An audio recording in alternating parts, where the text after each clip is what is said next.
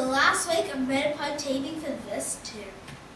Today is 15th of July. Thanks for joining us on the last week of school. Featured on today's program, Awesome mail time. we take a look at the winners of the last week's speech final. And check out what Room 13 have been doing. And now it's Mail time! Let's take a look at the mail we've received this week. Thank you, Zoe, Jessie and Natasha from Room 10 for your amazing drawings. Also, a big thanks to all the children of Room 15 who sent us this mail. This is our last reminder about our new competition. Remember, this one is based on the holidays, so make a collage to show the exciting activities you got up to in the holidays. You have until week 2 of term 3 to get your entries into the heavy room.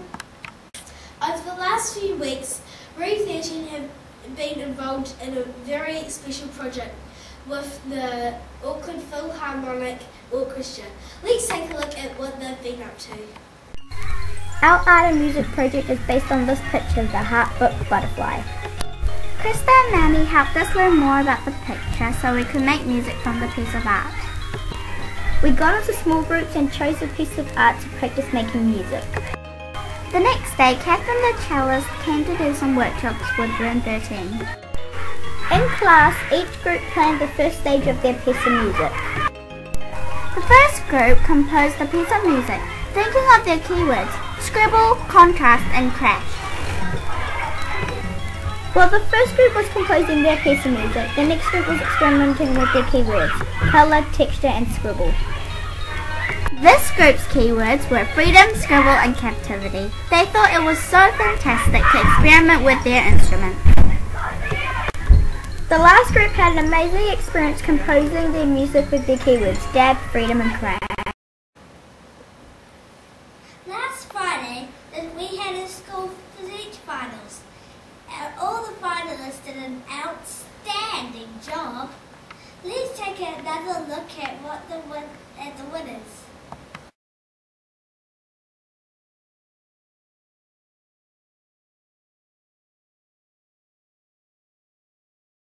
The one superpower I would choose would be the ability to fly. Just imagine being able to fly. I would have an amazing good costume to fly and a special secret identity. I think having super flying powers would be awesome because I can save and rescue people. For instance, if someone was falling off a building, I could fly up and catch them in one swoop. People would look at me and say, "It's a bird, it's a plane." No, it's Luke the superhero. My flying powers would be the best because I could fly to all the planets like Mercury, Venus, Mars, Jupiter, Saturn and Uranus without even evaporating or sizzling. If someone was lost in the bush, I could use my super fly powers to help the rescue team search for the person and bring them home safely. I think having super fly powers would also be fun. Just imagine being able to fly to another country without even hopping on a plane. I would use my super flight powers to fly to all the beautiful countries in the world like Samoa. I would even stop in Disneyland with my family for a super holiday. I could fly over and visit my cousins in Australia for a few hours and fly back home again. That would be cool. What about going to school?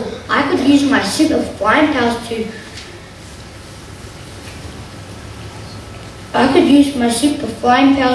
visit. What about going to school? I would use my super flying powers to get me to school and home again. Super duper quick. Mum and Dad wouldn't have to worry about traffic jams or petrol. Just imagine being able to fly. All the things that you could do. I think having super fly powers will change the world forever. A day in the life of a ghost. Boo! I'm a ghost. Okay, you get it. I'm a ghost. So you think I'm fake? Well, do you? Well, I'm not. Okay, let's get to it. At night, I'll go to my secret place, which is under the house. I would find a trapdoor spider, then I would go to somebody else's house. I would find the child's bedroom and wait for the kid to go to sleep. Then once he's asleep, I would go, boo! He'll wake up and go, what was that? I would throw the trapdoor spider on the bed, it would crawl up the sheet. The child would get really scared. I can't go scaring kids tonight, because I got an invitation to a party at 6 p.m. It's the Flying Dutchman's party. The Flying Dutchman is a ghost of SpongeBob SquarePants. But watch out, he always wants to steal your soul. Oh, and by the way, I'm a big bold boo ghost, which means I've got lots of eyes. Wow, look at the time, it's 5 o'clock, I got a 5. Okay, got my keys, got everything, yep, let's go. Oh, and by the way, don't tell anyone, I don't really like the Flying Dutchman that much, but hey, I do like parties. I fly off, go under the sea. I see SpongeBob and Patrick at the party. SpongeBob and Patrick went to the hat store and got funny hats for everybody to wear. And Mr. Krabs came and cooked the Krabby Patties, but he charged us $5. There were also quite a few other ghosts at the party. I go over to their table and talk for an hour, hung out telling funny ghost stories.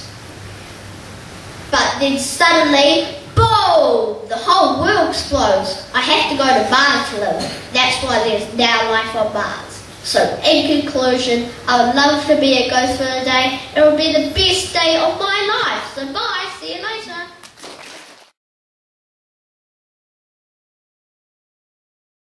Do you believe that English is the best language? Well, I believe that stupendous English is the best language. Today, I am going to convince you why stupendous English is the best language. Firstly, stupendous English makes you sound smarter.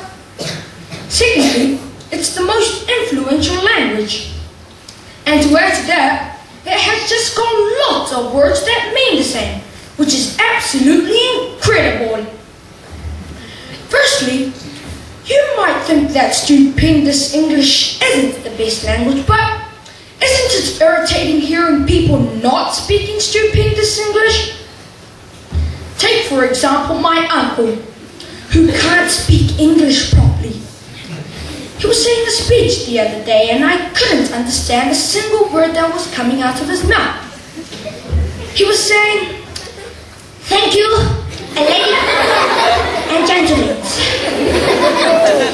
Thank you for the opportunity you gave to me to have to let me tell to your story." And I was like, "Uncle, in English, please?" You see, what my uncle was saying didn't sound really good. It doesn't make you sound smart if you speak like my uncle. No offense, uncle. But if you speak stupendous English, you would sound smart. For instance, like me, when I went to the hospital, I said to the doctor, "Stop it, doctor. I think I have lacerations and contusions around my latissimus dorsi. It's not serious, but it causes moxillium. I've been ordered to guard against infection." Secondly, put your hand up here if you speak English. Then imagine how many people speak stupendous English in the world. Apparently, it's the most influential language. According to Cambridge Encyclopedia of Language, about 1.5 billion people speak stupendous English. You see, I always speak stupendous English. Wink, wink. I'm a professional at it, and I'm proud of speaking it. Thirdly, I knew this guy who knew this guy who knew this guy that knew many different words that meant the same, and he was famous for it. For instance, the word happy, blissful, festive, gay, glad, and cheerful, etc., etc., etc. You see, there are many different words that mean the same, and there are some words that can make you sound smart. So in conclusion, I believe that stupendous English is the best language because you would sound smarter, and to add to that, it's the most influential language. Stupendous English has just got lots of words that mean the same, and that's what makes it incredible, miraculous, or stupendous. And that's why I believe that stupendous English is the best language.